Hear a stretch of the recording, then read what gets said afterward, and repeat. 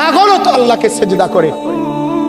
আরে তুই কি মাতাল, তোর মার ঘরে জন্ম নিয়া বাপের ঘরে ঘুমাইয়া 3 বেলা ভাত খাইয়া তুই জানোয়ার সেজদা করস না, একটা ওয়াক্ত নামাজ পড়স না, তুই মানুষের বাচ্চা হইলি কেমনে বেটা? এই বেহায়া বেনামাজি, আজকের সারাদিনে যারা এক ওয়াক্ত নামাজ পড়ো নাই, বের হবে এটা তুই বেটা বেশরম বেহায়া। তোর মালিক তোকে জন্ম দেয়, সৃষ্টি করে না? তোর আল্লাহর দেওয়া আসমান তুই ভোগ করো না? কার জমিনে তুই চলো বেটা? কার রোদ, কার বৃষ্টি, কার আলো, কার বাতাস? ঘটনা কি? আমিনতুম মান ফিস সামা, আল্লাহ বলে আসমানে যিনি আছেন আল্লাহ, তার থেকে নিজেকে নিরাপদ ভাবো না? হ্যাঁ হ্যাঁ, বাদ্দুকা খাবাই দেখা মনে করছো তুমি বান্দা আমি কিচ্ছু কইতাম না, তুমি তামসা মনে করছো? হ্যাঁ, ফুর্তি যৌবন, যৌবন তোমার বাপে দিছে, কথা বলে না কেন? যৌবন কারো বাপের দেওয়া? তো তোমার ভিতরের শক্তি, কামনা, বাসনা তো আল্লাহর দাও। আপনি একটা কথা শুধু বলেন, মনে করেন এখানে দুজন মহিলা দাঁড়াইছে, কথার কথা একটা উদাহরণ দিচ্ছি, তো একজন হলো আমার মা, আরেকজন হলো আমার স্ত্রী, কিন্তু দুজনেই মহিলা, রক্ত মাংসে, শরীরের গঠনে, শরীরের অঙ্গ প্রত্যঙ্গ দুই নারীরই বরাবর, ঠিক কিনা বলেন? কিন্তু এই মা নামের যে মহিলাটা, আমি যখন তার দিকে তাকাই, আমার দিলের অবস্থা যেটা হয়, 1 মিনিট পরে 30 সেকেন্ড পরে যদি আমি স্ত্রীর দিকে তাকাই, ওই মহিলাটার দিকে তাকাইলে আমার দিলের অবস্থা ক্ষণিকের মধ্যে ভিন্ন রকম হয়। এই 30 সেকেন্ডে আমার দিল বদলে দিল যিনি, তিনি কে? যদি দুটোটা বরাবর লাগতো, কথা কয় না? যদি জ্বরের রোগীর মতো হইতো কামরুল ভাই, যে মিঠাটাও তিতা লাগে, তিতাটাও কি লাগে, যদি দুইজনকেই মা মনে হইতো, যদি দুইজনকেই স্ত্রী মনে হইতো, বলো না বাপ? আল্লাহ তাআলা তা বলেন ভিন্ন ভিন্ন প্রবৃত্তি তো আমি দিয়েছি। মাকে দেখলে একরকম মনে হয়, স্ত্রীকে দেখলে আরেক রকম মনে হয়। এই হালাত, দিলের এই অবস্থাটা পরিবর্তন কে করছে? কার নাফরমানি করো? কার নাফরমানি? এজন্য লজ্জা থাকলে, আমার কথা শেষ, শরম যদি থাকে, মায়ের দুধ যদি খেয়ে থাকো, আমি বললাম বেনামাজি ছেলেরা আজকের রাতে এশার নামাজ পড়ো। এখন প্রয়োজনে যদি শরীর না পাক থাকে, পেশাব করে পানি নিয়ে আনিয়ে থাকো, তো আজ রাতে গোসল করো, নতুন লুঙ্গি পরে নামাজে সেজদা দাও, চোখের পানি ফেলে আল্লাহকে বলো, মাওলা বহুদিন তোমাকে নারাজ করেছি, আজ ওয়াদা করছি আর তোমাকে নারাজ করব না। আল্লাহ বলবে, বান্দা আমি এখনই তোর পেছনের সব মাফ করে দিলাম। আল্লাহ বলে, বান্দা তুমি যদি রাত্রে আসো, আমি রাত্রেই আসবো, তুমি যদি দিনে আসো, আমি দিনেই আসবো। গুনাহ নিয়ে আসবা মাফ চাইতে রাতে, আমি আল্লাহ মাগফিরাত নিয়ে আসবো রাতে। তুমি আসবে যখন, আমি আসবো তখন। তুমি আসবা 1 বিগত, আমি আসবো 1 হাত। তুমি আসবা 1 হাত, আমি আসবো 2 হাত। তুমি আসবা হাঁটতে হাঁটতে, আমি আসবো দৌড়তে দৌড়তে। আও না বান্দা, আও, দেও সেজদা দাও, গোলামি করো, বন্দেগী করো, আমাকে ডাকে। কেন ভুলে গেলাম? মা গাররাক, মা গাররাক। আল্লাহ বলছে কোরআনে, মা গাররাক। এই মানুষ, এই আমার বান্দা, কেন আমারে ভুলে গেল? কেন ভুলে গেল? আমি কি সৃষ্টি করি নাই? আমি কি অঙ্গ প্রত্যঙ্গ দেই নাই? আমি কি এমন সুন্দর সুঠাম স্বাস্থ্য বানাই নাই? আমি কি এই চমৎকার চেহারার আকৃতি দেই নাই? আমি কি 2টা চোখ দেই নাই? আমি কি একটা জিহ্বা দেই নাই? আমি কি 2টা ঠোঁট দেই নাই? আমি কি তোমাকে বানাই নাই? বলে বলো না ছেলেরা, উত্তর দাও ভাই, রাত গভীরে উত্তর দাও। গভীর রাত, এখন কোটি কোটি মানুষ ঘুমায় গেছে, তুমি এখন বলো ইনসাফের সাথে। কত নারী দেখলে শখ মিটবে? কত উলঙ্গ ছবি দেখলে তোমার তৃপ্তি হবে? হ্যাঁ, মোবাইলে কত নগ্ন ছবি দেখলে তোমার আউশ মিটবে? বলো ভাইয়া, বলো বলো বলো, একটা ছেলে বলো। পৃথিবীর কত লক্ষ নারী দেখলে তোমার আর দেখতে মন চাইবে না? কত উলঙ্গ ছবি দেখলে তোমার আর মন চাইবে না? যে মদখোর, যে নেশাখোর, সে তো আটলান্টিক মহাসাগরের ভরা মদ খেলেও তার তৃপ্তি হবে। যে জুয়ারি, সে জুয়া খেলতে খেলতে তার যদি ভিটা মাটি বউ বাচ্চাও দিয়া দেয়, তারপরও তার জুয়ার নেশা যাবে না। যে নারীতে আসক্ত, তার তৃপ্তি হয় না।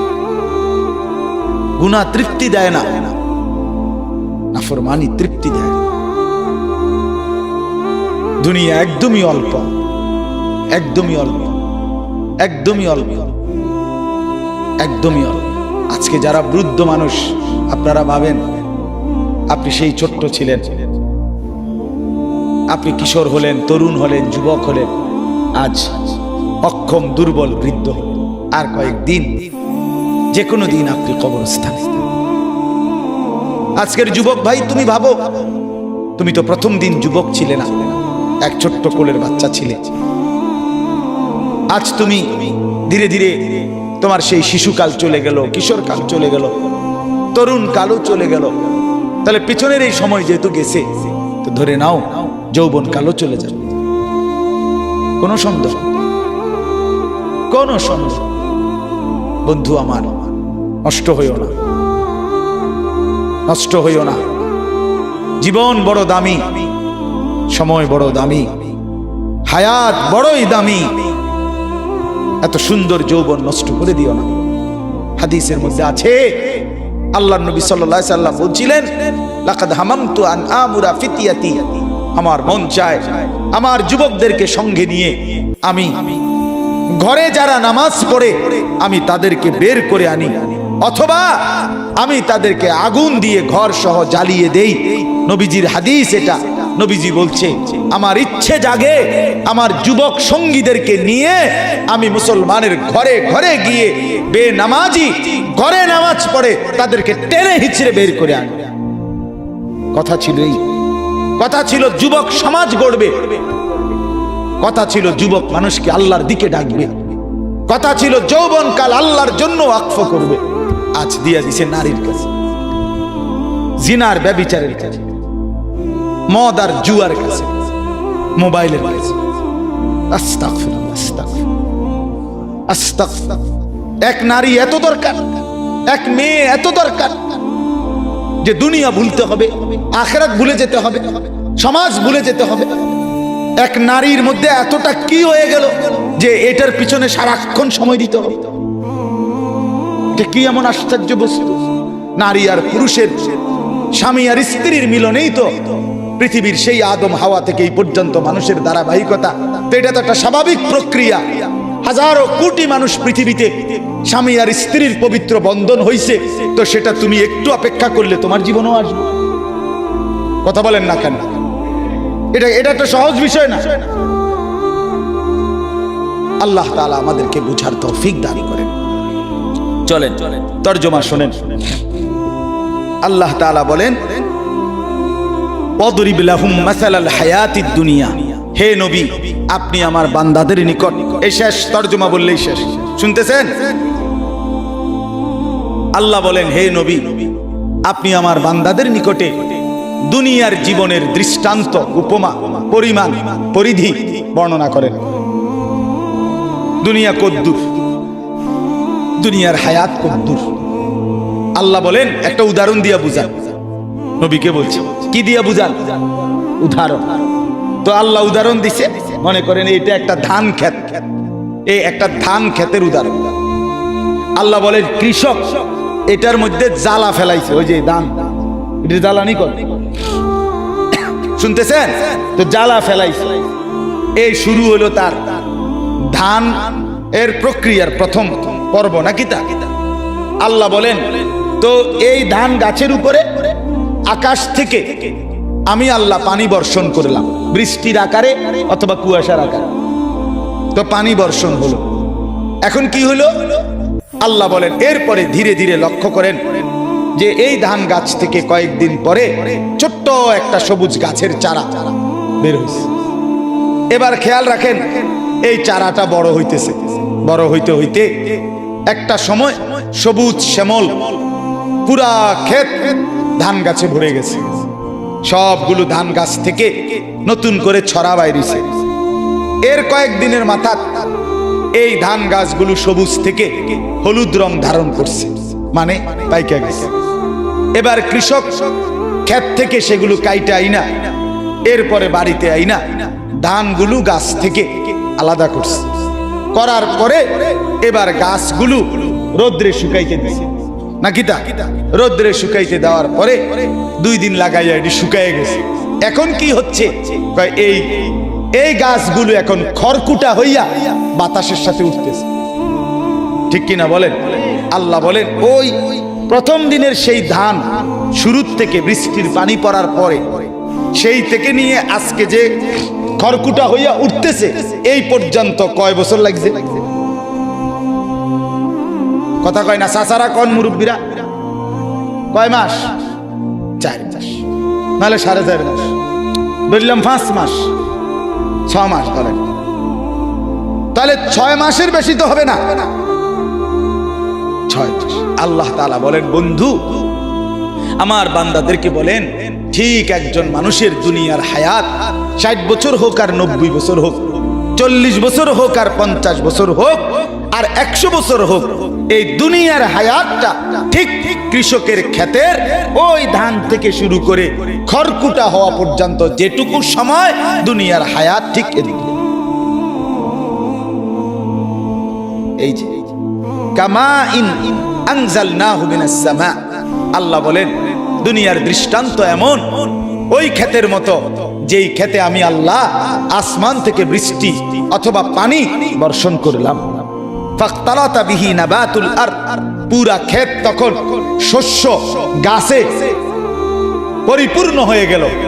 আল্লাহ বলেন, কিছুদিন পরে এই গাছ ধীরে ধীরে ধীরে ধীরে হলুদ হয়ে পাইকা কাটা গিয়া বাড়িতে আনার পরে ফাসবাহা হাসিমান, এখন শুকাইয়া হয়ে গেল খড়কুটা। তাদরুহুর রিয়াহ, বাতাস তাকে উড়াইতে থাকে। আল্লাহ বলেন, এটা যে দূর দুনিয়ার হায়াতে, এ 4 মাস 6 মাস, এই আপনি যে 60 বছর দফাদফি করছেন, এই দূরে আপনি বেশি কি করলেন দুনিয়া? আপনি একটা হিসাব কর না, আপনার বয়স 60 বছর, 3 ফুট বিদেশ পাঠাইছেন, আপনিও নিজে মেহনত করছেন, তাইলে এই সব মিলাইয়া এখন আপনার দুনিয়া অর্জন হইছে কি তা চাই কদুর হুনি না? মানে কি হইছে মোট সংসারে? 1 সেট সোফা, একটা ডাইনিং টেবিল, 6টা চেয়ার, 2টা আলমারি, হ্যাঁ, 2 ডজন কাচের প্লেট, 1 ডজন চার কাপ, 4টা নুনের বাড়ি, 2-4টা বদনা, 2টা গোসলের বালতি, 2টা বালতির লগে মগ, হ্যাঁ, কথা কর না? এরকম কিছু আসবাবপত্র, ফার্নিচার, এই তো না? আর কি তা? আর হলো বাজার সদাই, পাঙ্গাস, তেলাপিয়া, দৈন্যাতা, কাঁচা মরিচ, দুন্দুল, কইডা, কথা বলেন, পেঁয়াজ, রসুন, আদা, খানা খাদ্য, এই তো না? আর কি? কয়টা ইট বালু গাঁথছেন, সিমেন্ট মাখছেন, এই তো আর কি? এর জন্য অনন্তকালের আখিরাত সব ছেড়ে দিলেন। এই কদ্দুর এই সোফা আর এই খাট পালং কদ্দুর গুছানের লাগা আপনি এত বড় অনন্তকালের আখিরাত ছেড়ে দিলেন। নামাজও পড়লেন না, যাকাতও দিলেন না, হজও করলেন না, হ্যাঁ, হালাল উপার্জনও করলেন না, ওজনেও কম দিলেন, ধোকাও দিলেন, প্রতারণাও করলেন, সুদও খাইলেন, ঘুষও খাইলেন, সিটারিও করলেন, বাটপারিও করলেন, ছেলেও নামাজ পড়ে না, মেয়েও নামাজ পড়ে না, বউও নামাজ পড়ে না, ওমা আপনি কিতে করলেন? আরে কি তো করলেন? আল্লাহ বলেন বান্দা ভেবে দেখো, ভেবে দেখো, ভেবে দেখো বান্দা কি করেছো, আহামরি কি অর্জন করছে। এমন যদি হইতো হুজুর আমি আটলান্টিক মহাসাগরটা মাড়ি দিয়ে ফুরাইছি এই 60 বছর, মাশাআল্লাহ, তো বিরাট কিছু, এত বড় সাগর মাড়ি দিয়ে ফুরান। অথবা হিমালয় পর্বতটা কাইটটা জায়গাটা সমান করছি, অন যে কেউ ইচ্ছা করলে এনে ঘর দুয়ার করতে, বুঝো নাই আশরাফ? এটা হলে তো একটা কথা ছিল না, মাশাআল্লাহ, এটা বিরাট কথা। বেটা হিমালয় পর্বত কাইটটা কি করছে? মানুষের বসবাসের উপযোগী করছে, অন মানুষের ঘর দুয়ার করবে এনে। আপনি কি বেশি কি করছে? আল্লাহ বলেন ওয়া কানাল্লাহু আলা কুল্লি শাইইন মুকতাদিরা। এই জায়গা মোটরসাইকেল দিয়ে জায়গা, এই কই যা? চিনি আমি, সদর বদর মুনাজাত, এখন মুনাজাত হবে, মুনাজাত দিয়ে আসেন, মুনাজাত দিয়ে যান। আল্লাহ তাআলা বলেন, আল্লাহ তাআলা সমস্ত বিষয়ের উপরে পূর্ণ ক্ষমতাবান। পূর্ণ কি বলেন না? আল্লাহ বলেন বান্দা তোমার দুনিয়া, তোমার আখিরাত, তোমার রাত, তোমার দিন, তোমার সকাল, তোমার দুপুর, তোমার বিকাল, তোমার গভীর অন্ধকার, তোমার একাকী, তোমার প্রকাশ্য, তোমার ঘর, তোমার বাজার, তোমার চাকরি, তোমার ব্যবসা, তোমার লেনদেন, পুরা অবস্থার উপরে আল্লাহ ক্ষমতাবান। একটা একটা করে তোমারে বুঝাই দিবে। হ্যাঁ, তুমি কি মনে করছো? হ্যাঁ, আল্লাহ টের পাইছে না? আপনি যে ওজনে কম দিচ্ছেন, মাইনসে না টের পাইছে না? আল্লাহ টের পাইছে না? তো যুবক ভাইয়া, তুমি যে রাতের 2টা বাজে অশ্লীল ছবি দেখছো, বাপ মা না টের পায় নাই? আল্লাহ টের পায় নাই? তো কেমনে ছেড়ে দিবে তোমারে? কেমনে ছেড়ে দিবে? আলাম ইয়ালাম বিআন্নাল্লাহ ইয়ারা। আল্লাহ বলেন বান্দা তুমি কি জানো না আমি কিন্তু সারাক্ষণ তোমাকে দেখি। কতক্ষণ? আলা ইয়ালামু মান খালাক। আল্লাহ বলে বান্দা কেমনে ভাবলা যিনি সৃষ্টি করলেন তিনি জানবে না? বানাইলেন যিনি তিনি জানবে না কেন? কেমনে মনে মনে ভাবলা আল্লাহ জানবে না, মানুষ জানবে না এটা তো বলতে পারো, কিন্তু আল্লাহ জানবে না এটা কেমনে ভাবলা? ওয়াকানাল্লাহু আলা কুল্লি শাইইন মুকতাদিরা। আল্লাহ বলেন আমি আল্লাহ সব বিষয়ে পূর্ণ ক্ষমতাবান। আমি আল্লাহ রাতেও দেখি, দিনেও দেখি, সকালেও দেখি, দুপুরেও দেখি, অন্ধকারেও দেখি, আলোতেও দেখি। 7 আসমানের উপরে যেই ফেরেশতা হাঁটে, 7 তবক জমিনের নিচে যেই পিঁপড়া হাঁটে, আমি আল্লাহর নজরে দুইটাই বরাবর। কোন নামাজি ব্যক্তি যখন নামাজে দাঁড়ায়, তখন নামাজে তার যে নজর, চোখের দৃষ্টি যখন যে অবস্থায় রাখার কথা, যদি সে ঠিক ওই অবস্থায় ওইখানে রাখে, তো আল্লাহ তাআলার নজর কুদরতিভাবে পুরা নামাজে ওই বান্দার দিকে থাকে। দাঁড়ানো অবস্থায় সেজদার দিকে, রুকু অবস্থায় 2 পায়ের গোড়ালির দিকে, মানে মাঝখানে পায়ের দিকে, বসা অবস্থায় কোলের দিকে, সেজদা অবস্থায় নাকের দিকে, আর 2 সালাম ফিরানোর সময় কাঁধের দিকে। তো কোনো ব্যক্তি যখন বিশেষ করে এই প্রথম 4টা, দাঁড়ানো অবস্থায় সেজদার দিকে, রুকু অবস্থায় পায়ের দিকে, বৃদ্ধাঙ্গুল যেখানে এর মাঝামাঝি 2 পায়ের, বসা অবস্থায় কোলের দিকে, সেজদা অবস্থায় নাকের দিকে, ঠিক এভাবে রাখে। তো পুরাটা নামাজ আল্লাহ তাআলা কুদরতি নজর তাদেরকে দিয়ে রাখে। এখানে হাদিসে আছে, যদি 1 মুহূর্তের জন্য কোনো বান্দা 1 মিনিটের জন্য 10 সেকেন্ডের জন্য যদি সে তার নজর জায়গা থেকে সরায় এলা, মনে করেন দাঁড়ানো অবস্থায় নজর থাকার কথা কোন দিকে, কথা বলেন, তো এখান থেকে সে সরায় ফেলছে, নজর বেখেয়াল হয়ে গেছে। আল্লাহ নবী সাল্লাল্লাহু আলাইহি ওয়াসাল্লাম বলেন, সাথে সাথে শয়তান ছোঁ মেরে ওই ব্যক্তির নামাজকে নিজের দিকে টেনে নিয়েছে। শয়তান তখন নিয়ন্ত্রণে নিয়ে আনে, আল্লাহর থেকে ছুটে যায়। ইন্নামা হুয়া ইখতিলাসুন ইয়াখতালিসুহু শাইতানু মিন সালাতিল আবদ। এটা শয়তানের চুরি, শয়তান ডাকাতি করে ছিনিয়ে নিয়েছে। তাহলে বোঝা গেল নজর, মনোযোগ খুব গুরুত্বপূর্ণ। নামাজের মধ্যে মনোযোগ এদিক সেদিক হয়ে গেলে পুরা নামাজের বরকত নষ্ট হয়ে যায়। ঠিক এরকম আল্লাহর কথা শুনতে গেলেও শতভাগ মনোযোগ দিতে হয়, তাহলে জিন্দেগি বদলে। এই যে হাতে ধরে যারা মোবাইল ধরে রাখছে, আপনার পুরা নজর আপনার এই মোবাইলের দিকে। এইভাবে আরো 500 বছর মোবাইল ধরে রাখলে মোবাইলের লাভ হবে, আমনের কোনো লাভ হতো। আমনে যেই অপদার্থ, ওই অপদার্থই থেকে যায়। হ্যাঁ বলে একটু শক্ত করে এলেন, হ্যাঁ শক্তই বললেন, শক্তই বললেন। এই জন্য শক্ত বললাম, কারণ এই মোবাইলের রুগী যারা, তারা বর্তমান জিন্দিগিটাই মোবাইল রে দিয়ে দিছে, জীবন সঁপে দিছে তাকে। ইহুদি আর খ্রিস্টানের কাছে জিন্দিগি তুলে দিছে, জীবন, হাসি কান্না, আনন্দ বেদনা, আবেগ অনুভূতি, নড়া চড়া, চলা ফেরা, উঠা বসা, সব কিছু টার্গেট একটাই, মোবাইলে যেন ছবি আসে। সব কিছু, সব কিছু। হাসেও না মোবাইল ছাড়া, কান্দেও না মোবাইল ছাড়া।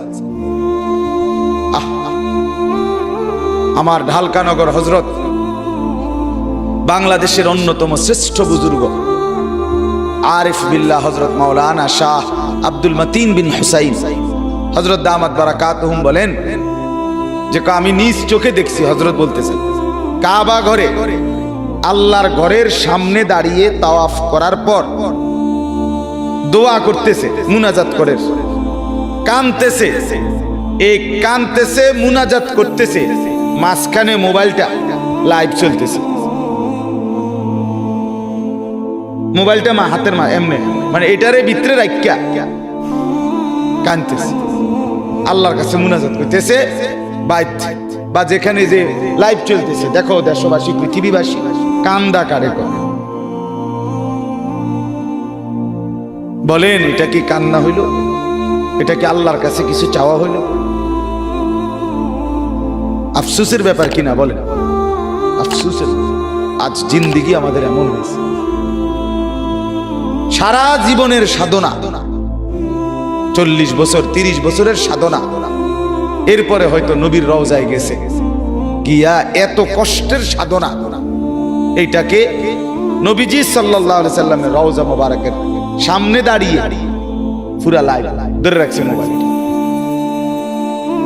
মানে ইহুদি আর খ্রিস্টানকে, কাফেরদেরকে জানাই দিছে যে 1 মিনিট আমি তোমাদেরকে না জানাইয়া চলবো না।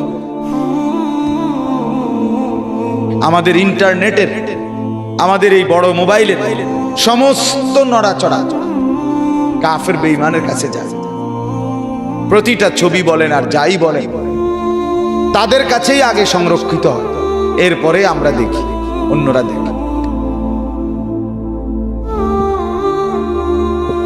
এক স্ত্রী যদি আপন স্বামীর সাথেও একান্ত কথাবার্তা বলে, তো সেটাও তাদের অফিস ভায়া হয়ে তারপরে কানে। এই জন্য বাপ খামখেয়ালি না, কথাটা তামাশা। আজ আমরা আমাদের জিন্দেগি তুলে দিছি মোবাইলের কাছে, জীবনটা, পুরাটা জীবন তুলে দিয়েছি আমরা তাদের হাতে, কাফেরদের হাতে। দুশ্মন এমন কৌশল পাচ্ছে, যে কৌশলে মুসলমানের নড়া চড়া, উঠা বসা, ঘর বাহির ভেতর, গভীর রাত দিনের আলো, একাকী প্রকাশ্য গোপন 24 ঘন্টার হালাত মুসলমানের অধপতন বাড়ছে না উন্নতি হচ্ছে তারা ঠিকই দেখতেছে। কারণ আমরা তো সবকিছু মোবাইলের মধ্যে দিতেছি। আমাদের টার্গেট হলো পৃথিবীর কেউ না জানে, মোবাইলও জানো। আখেরাত কি হবে, পরকাল কি হবে, হাসরের ময়দান কি হবে? এজন্য দয়া করে এটা বুঝা উচিত। এর লেগে শক্ত কথা বলতে আজকে আমরা প্রত্যেকে, এটা তো প্রয়োজন হইতে পারে, ঠিক আছে, প্রয়োজন, বড় মোবাইলের জরুরত আছে, অনেক কাজে লাগে, ঠিক আছে, সেটা কাজের জন্যই লাগানো হোক। যখন যেই প্রয়োজনটুকু সেই প্রয়োজনেই ব্যবহার হোক। কিন্তু এটা 24 ঘন্টা টিপতে হবে। সারা পৃথিবীর যে যা এটার মধ্যে দিব আমি সব দেখতে হবে। গরু, ছাগল, কুকুর, বিড়াল, শূকর, হাঁস, মুরগি, বেড়া, বেড়ি, জোয়ান, বুড়া, সাদা, কালা, দেশি, বিদেশি, সব সাইটে আমি। এটা এমন জরুরি হলো কেন বলেন না? এটা কোনো কথা হলো? এটা সুস্থ স্বাভাবিক কোনো মানুষের কথা হলো? এটা আল্লাহ তাআলা আমাদেরকে বুঝ দান করেন। এজন্য বললাম দয়া করে প্রত্যেকে দুইটা আয়াত মাত্র আমি আপনাদের সামনে পড়ছি, মনোযোগ দিয়ে শুনে অল্প একটু কথা। 15 নম্বর পারা, 18 নম্বর সূরা, কোরআনুল কারীমের সূরা কাহাফ, এই সূরাটার নাম। এই সূরার দুইটি আয়াত 45-46, এই দুইটি আয়াত আপনাদের মাঝে আমি তেলাওয়াত করেছি। সূরা কাহাফ, সূরাটার নাম কি বলেন তো? আবার বলেন, আবার বলেন। এটা গুরুত্বপূর্ণ একটা সূরা। কোরআনুল কারীমের সব সূরাই দামি, পুরা কোরআনই দামি। এই সূরার খুব ফজিলত, সীমাহীন ফজিলত। আমাদের প্রিয় নবী সাল্লাল্লাহু আলাইহি ওয়াসাল্লাম তিনি বলেন, যে ব্যক্তি এই সূরা কাহাফ এর প্রথম 10 আয়াত এবং শেষের 10 আয়াত নিয়মিত পড়বে, আল্লাহ তাআলা তাকে দাজ্জালের ফিতনা থেকে বাঁচিয়ে দেবেন। ওসিমা মিন ফিতনাতিদ দাজ্জাল। 2 নাম্বার হলো এই সূরা কাহাফ শুক্রবার দিন, জুমার দিন, এই যে আজকে যেই দিন গেল, শুক্রবার দিন যদি কোনো ব্যক্তি পড়ে তো নবী সাল্লাল্লাহু আলাইহি সাল্লাম বলেন আল্লাহ তাআলা তাকে 3টা মর্যাদা দান করেন। কি বারে পড়লে, কি সূরা পড়লে? সূরা কাহাফ। 1 নাম্বার, আল্লাহ নবী সাল্লাল্লাহু আলাইহি ওয়াসাল্লাম বলেন এই সূরা যে ব্যক্তি শুক্রবার দিন পড়বে তো তার জমিন থেকে আসমান পর্যন্ত পুরাটা জায়গা আল্লাহ তাআলা তার জন্য নূর আলোকিত করে দিবে। আওয়া আলাহু নূর, আলোকিত করে দিবে। এবং এই আলো কিয়ামতের দিন অন্ধকার ফুলসেরাত পার হওয়ার সময় তাকে আলো দান।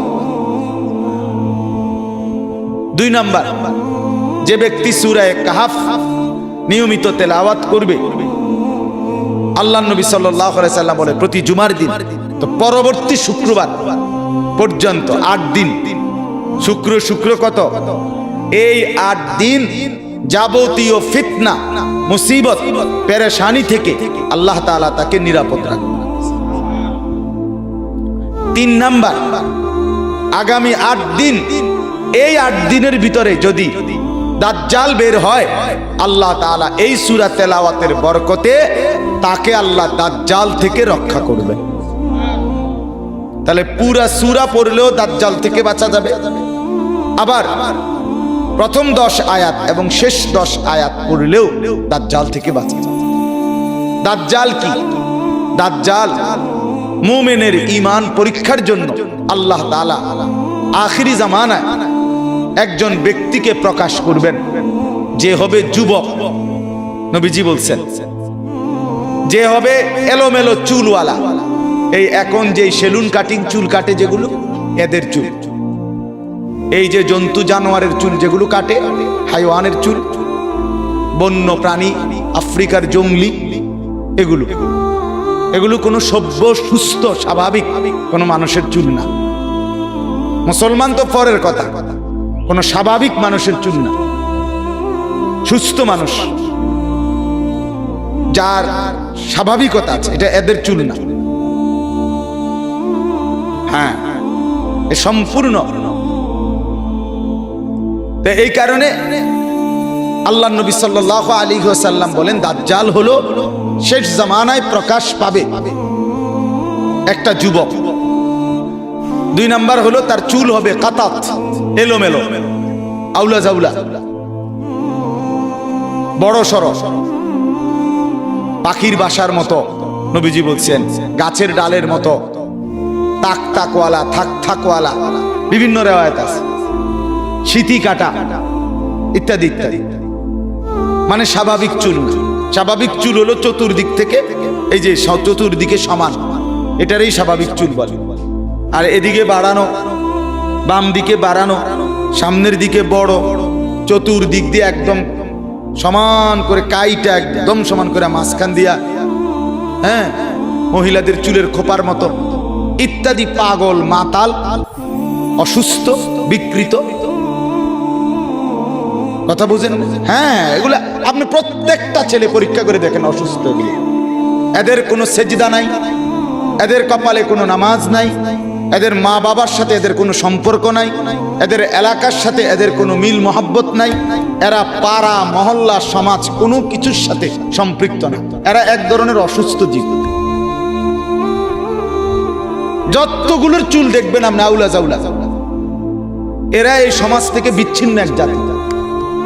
দেশ, সমাজ, পাড়া মহল্লা, মানুষের কল্যাণ, মানবতার উন্নয়ন, এমন কিছুর সাথে এরা শাহওয়াতের গোলাম। হ্যাঁ, আব্দুস শাহওয়াত মানে মনের চাহিদার গোলাম।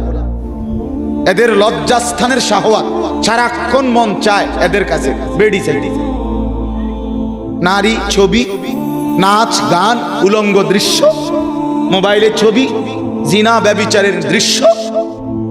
এই কখনো দাঁড়াইয়া মতে, কখনো বইয়া মতে, কখনো হাঁটতে হাঁটতে মতে। হ্যাঁ, অত স্বাভাবিক না, কথা বোঝেন নাই আপনি? হ্যাঁ, যেমনি ইচ্ছে এমনি মতো। হ্যাঁ বেটা, লজ্জা থাকলে এই চুল রাইখো না। যদি মুসলমান হয়ে থাকে, এগুলা বেঈমানের চুল, ইয়াহুদির চুল, কাফেরের চুল, ইয়াহুদিদের চুল, দুশ্মনের চুল। বেঈমান তোমাদের ছেলেদেরকে নিয়ে পুতুল খেলে, পুতুল, হ্যাঁ, তামাশা করে। ওরা একবার কয়, ডিজাইন দিছে যে দিক দিয়ে হালাই দাও, আমার মাতাল যুবক বলে হ্যাঁ ঠিক আছে, আবার বলে এদিক দিয়ে ফেলে দাও, আবার বলে ঠিক আছে, আবার বলে চতুর্দিক দিয়ে হালাই দাও। তাহলে তুমি অসুস্থ না? তোমার আত্মসম্মান কোথায়? তোমার মা তোমাকে বুকের দুধ খাওয়ায় নাই?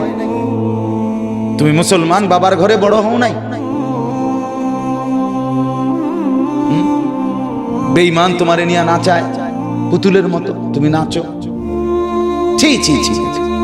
আত্মসম্মান যার আছে, আত্মমর্যাদা আছে, আমার মা আমাকে দুধ খাওয়াইছে, আমার বাবা আমাকে পালছে, আমি মুসলমানের সন্তান, আমি কেন বেঈমানের পুতুল হব? হ্যাঁ, একবার জিজ্ঞাসা করে দেখছো ছেলেরা, এখানে যারা বসে আছো, একবার জিজ্ঞাসা করছো এগুলা কার চুল? তুমি কার ডিজাইন নিলা? কোন সুস্থ স্বাভাবিক পৃথিবীর কোন নামি দামি সম্মানিত কোন মানুষের চুল এগুলো? দুনিয়ার লাইনের, আরে হুজুর বাদ দেবে না, দুনিয়ার লাইনে কোন সম্মানিত নিয়ারা মাথা নামায় লাইলেই সমাধান না।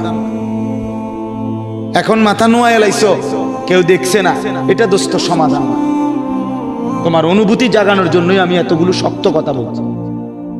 তোমার কলজাত লাগে জানে, তোমার বিবেক জাগে জানে, তোমার লজ্জা যেন হয় বেটা, এই জন্য বলল। তোমার আত্মসম্মান নিয়ে তুমি ভাবো, কে তোমার এই চুল কাটা দেখায়?